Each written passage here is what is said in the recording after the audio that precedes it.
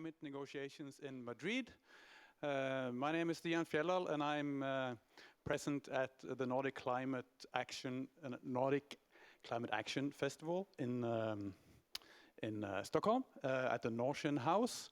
And I will wish the audience in Madrid at the Nordic Pavilion in Madrid welcome as well. And our viewers on the internet, welcome to you. Before I set over to Madrid, I will just tell the audience here in Stockholm that we will open up for questions at the end. So please prepare some questions. But for now, I will turn over to my colleague in Madrid, André. And it works so much better when we have the sound on. Thank you, Stian. And with me here in Madrid, I have Dr. Koko Warner from the UNFCCC and also a member of the Intergovernmental Panel on Climate Change. Welcome to you, Dr. Warner. Oops, no. There we go. Now Thanks. Koko is on as well. Thanks, Andre. Hi to everyone here in Madrid, and hello everybody in Stockholm and other places in the world. It's a real pleasure to be with you. Thank you.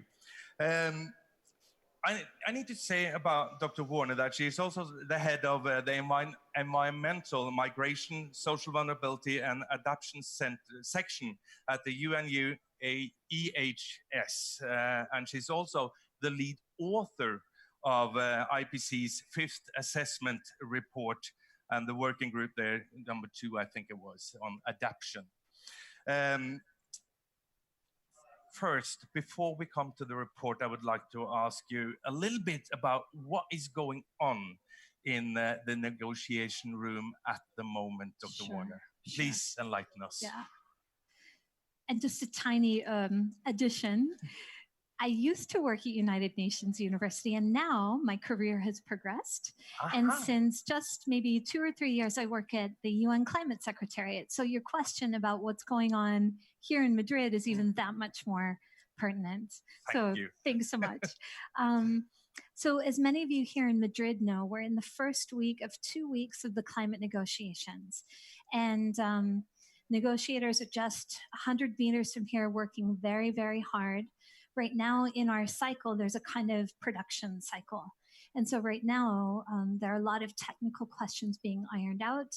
Draft decision texts are being produced, and countries are working very, very hard to come together on a whole range of questions. Here in Madrid, for those of you who were at our climate conference last year in Katowice, Poland, there are a couple of issues that need to really be hammered out here. One of those is that governments need to decide about the rules for mitigation. For those of you familiar with the Paris Agreement, that's there Article 6. There it is. my copy, I wrote my name on it so I don't lose it. So it's a tough and very detailed conversation. How will countries come together, mitigate greenhouse gas emissions? What are the opportunities? Where are their trade-offs and things like that? There are a couple of other issues on the table here. Many issues, actually. I'll name one. Countries around the world, people especially around the world, are experiencing adverse impacts of climate change. And here, delegates are talking about, okay, what have we experienced so far? What are the risks? What do we need to do to kind of get prepared? And that ranges from preempting risks and planning for them, and also putting contingency arrangements into place so that everybody will be resilient in the future. And those, of course, that's not an easy work. So everybody's really working late into the night.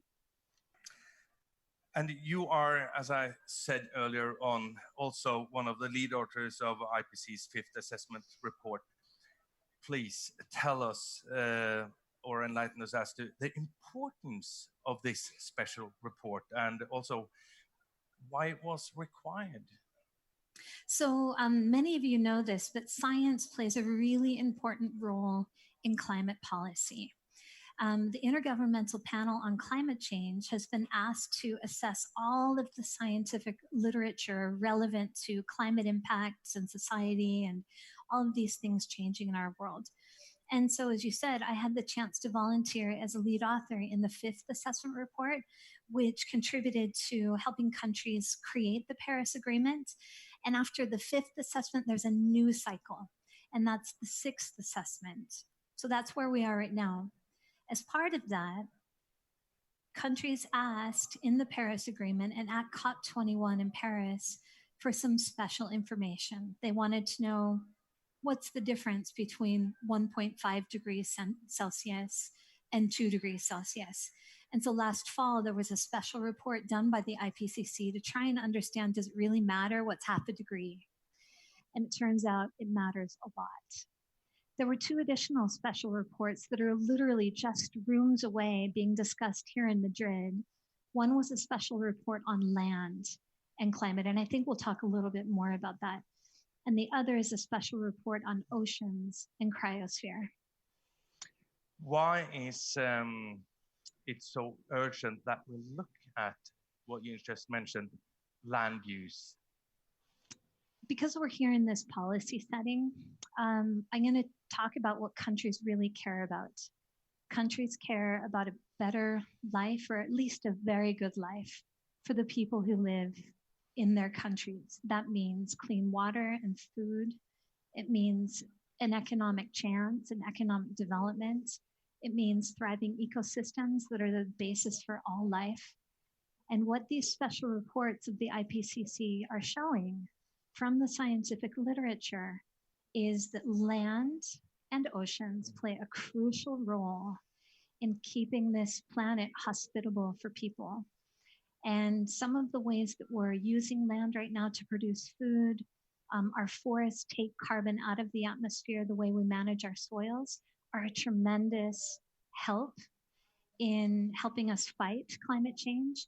But if we don't manage them well, then we have a lot to lose.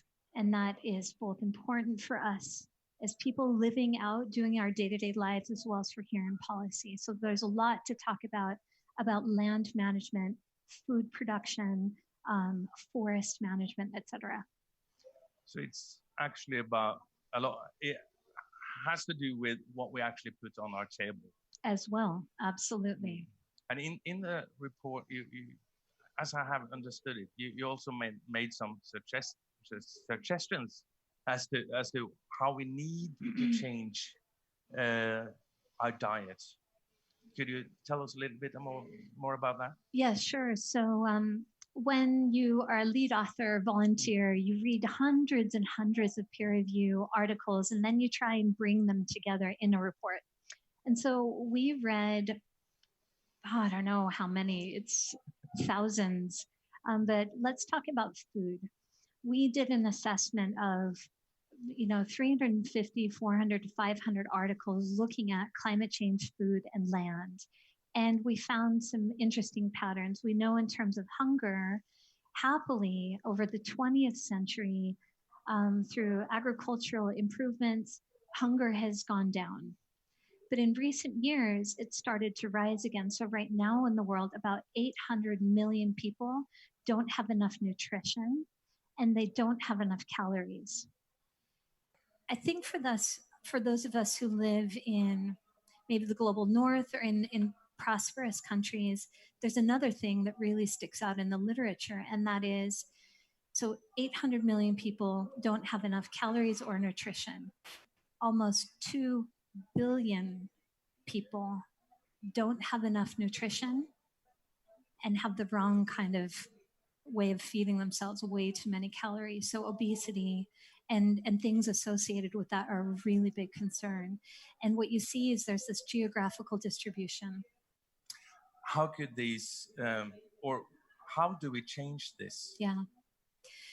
So again, going back to the IPCC special report on land and climate, what comes out of the science is a lot of things are possible and actually possible now. And I'm not saying they're easy, but we're learning, for example, that sustainable land management hits a sweet spot.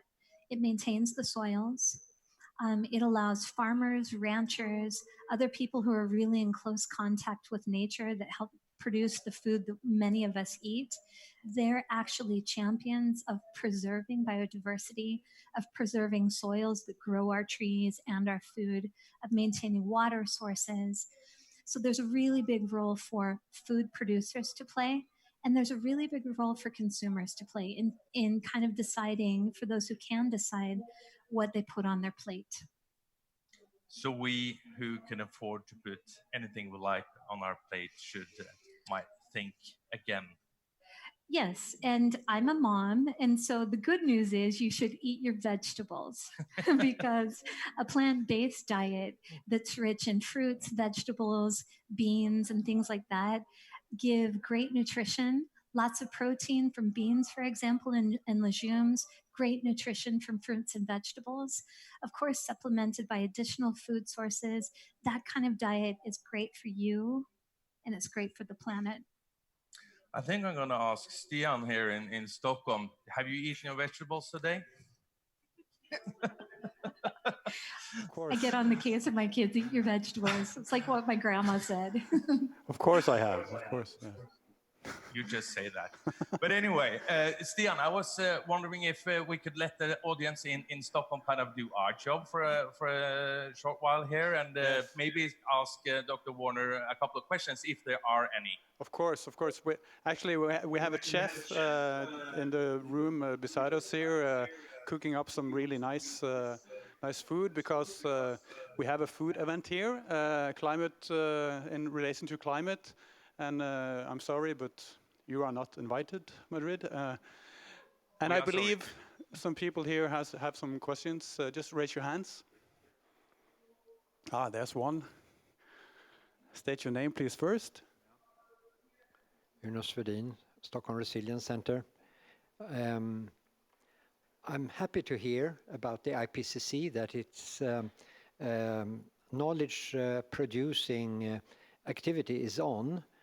But how is the reception in the political circles about the science voice through the IPCC? Is it 100%, 80%, or further down the scale? I think we'll let Dr. Warner answer that. Koko, fire ahead. Thanks a lot. And there's really global appreciation for the Stockholm Resilience Center. So it's really wonderful to hear from you. In the rooms that I've been sitting in today, which are those which are talking about the adverse impacts of climate change, there is an appreciation for the best available science, which the IPCC is drawing on to put these reports together. And I think what a lot of governments around the world, they're coming here to Madrid to talk about climate, what to do about it.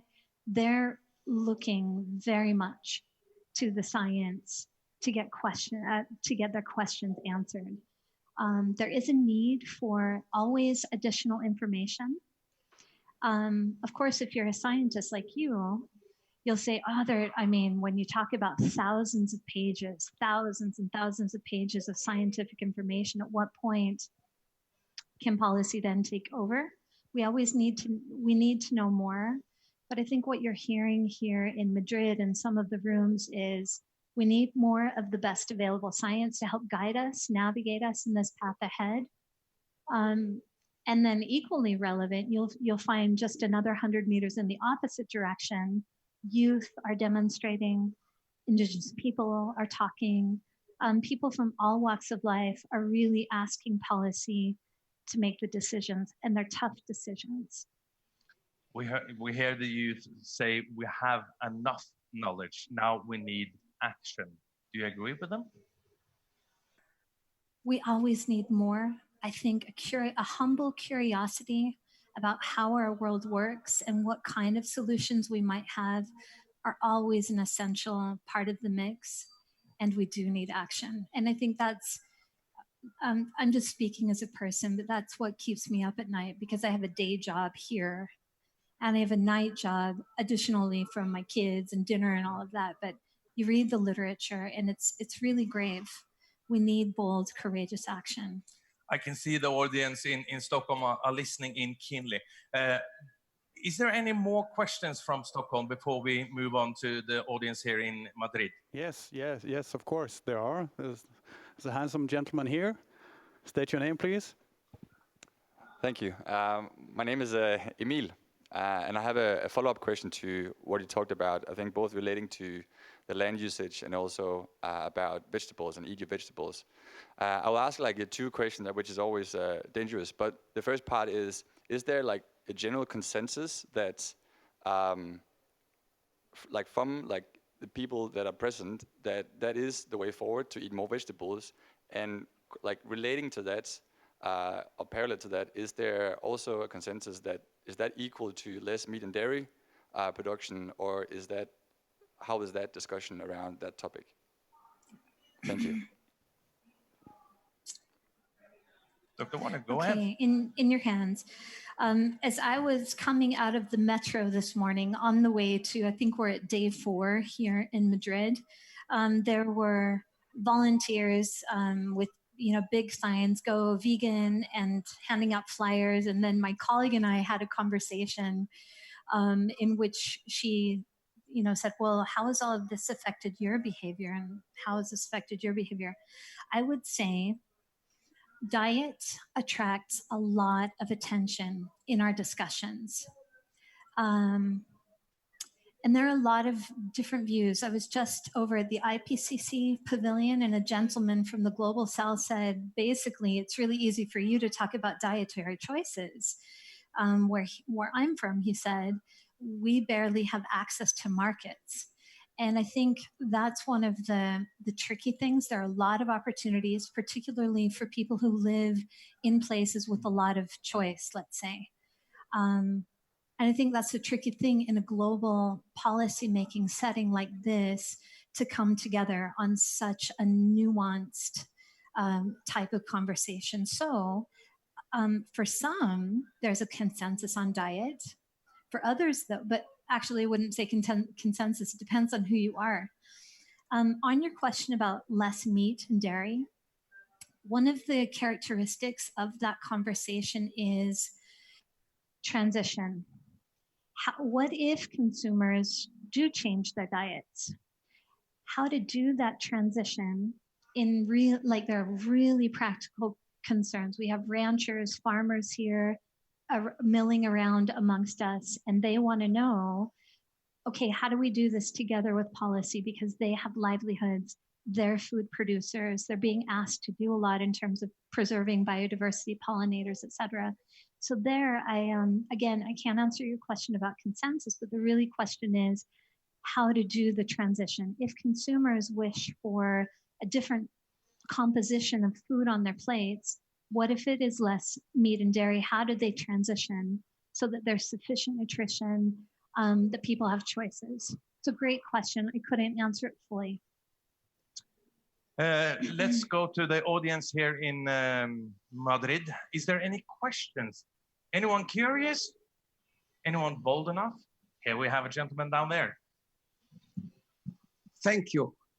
I would like to know if you could choose, please present yourself as well. My name is Dr. Wilbur Otichilo. I come from Kenya. I'm a governor of one of the states in Kenya. I'm here as one of the Kenyan delegation. I would like to know what has been the status of the countries. Each of the countries we committed to limit greenhouse emissions through NDCs. To date, what is the status? Are we moving forward or are we going backwards? That is a key question. Next year, many countries always have the opportunity to increase their ambition. For those of you who might not be familiar with nationally determined contributions, one of the ideas in the Paris Agreement is every country has its own situation. And so the idea of countries defining their own contributions to the great goal of reducing and kind of keeping climate change well below 2 degrees is this idea that every country contributes, brings to the table that which they have. An assessment of NDCs up until now indicates that we're headed towards a 3-degree world. And it becomes interesting if you start looking at literature assessment that the IPCC is doing. If you look at 3 degrees, it's risky. But it doesn't have to be that way. From now until our next conference of the parties, many countries have the opportunity to come forward with new ambitions, with new nationally determined contributions, and bringing it back to land. With all of this additional information and the conversations here, one positive thing could be that countries come and say, hey, we have a lot of things we want to do with our land sector, forestry, agriculture. There's a lot of contribution to be made there. Okay, I hope the noise we are hearing in the background is not disturbing the audience in Stockholm, but we have a last question from a gentleman down here. I don't think we have sound.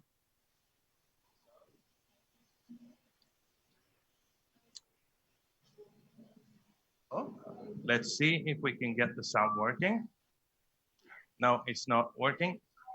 1, 2, 3. Now it's on. Wow. Thank you. Thank you. You see, I'm Heiner Benking from Berlin with the Council of Global Issues in Toronto and very close to the UN since the mid-70s. My concern presently is blind spots. The levers and deep drivers, I mean the leverage points, not the tipping points everybody is talking here about. How do we communicate them? And there is much work done around peace and justice. I mean, meta goals 16 and 17 to go to the means and how the goals connect. So my question is, how can we embody that? How can we make it to concrete maps and models? And that's my drive with the White House Conference and the German Chancellery since 1990. So how is it possible that we can communicate it? Because otherwise, there is a standardization in one field and health is forgotten, or agriculture, or ocean, or whatever is forgotten. How can we bring this together? Are you aware of this T-personality concept of bringing standardization and harmonization together? That was my question. Wonderful. If you could do all that with a short answer, I'm not sure it's possible, but try. No, I obviously have everything to learn from you, and I'm looking forward to hearing more. But about this question of the future, here in the climate talks, we do think about the future. We talk about mid-century, we talk about climate modeling, we think about where are our ice caps going to be at the end of the 21st century, and we forget, kind of, or maybe we're just so focused on that one aspect, that population is changing, technology is racing, rushing forward, human health is evolving and changing all of the time, biodiversity is changing. For a truly resilient future, the hard thing and the most important thing is for us to kind of free our minds and think about what does a resilient future need to look like and chart the path. And I say that as if that is an easy thing, but sitting here with you and walking over to the negotiation rooms, one of the tough things is, of course, we have challenges today and they're really important. If we can see it, if we can think about the possibilities, we can chart a path forward. Thank you, Dr. Warner. We have to go back to Stockholm now because there is another event starting there. The word is yours. The floor is yours, Stian. Thank you, André. And I'm sorry to rub it in, but food smells really good. So, yeah, we're looking forward to the next event. It's food is the new climate action, but how? That's the question. So, welcome to all of you. We start in a couple of minutes, I think. Yeah. Thank you to the viewers on the internet. I forgot, but yeah, and all of you.